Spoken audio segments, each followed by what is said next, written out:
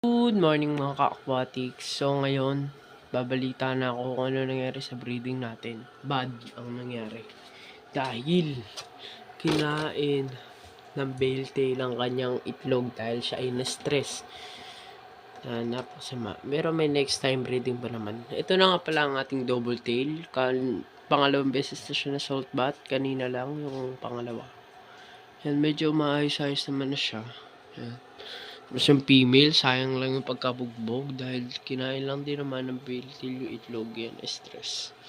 So, ba't nagtataka kayo? Bakit may dalawang bote dito na blank, ay walang laman, at parang naka-ready? Naka-ready talaga siya. Dahil may paparating tayo, 3 beta. Pero, dalawang bote pa lang yun nandito.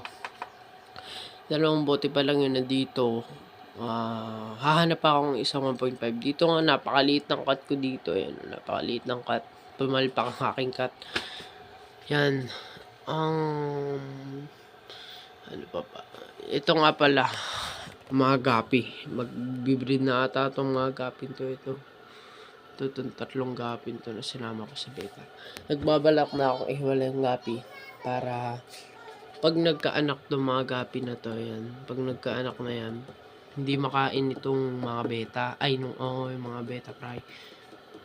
Para di makain. Pero kinakain naman talaga ng nanay yung kanilang fry dahil kinakain nila eh. Paki ko. Pero kinakain talaga nila yung fry nila.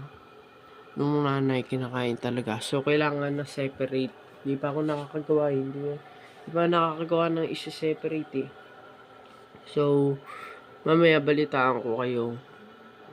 Bukas papakita ko sa inyo yung parating nating 3 beta eh. Yung full white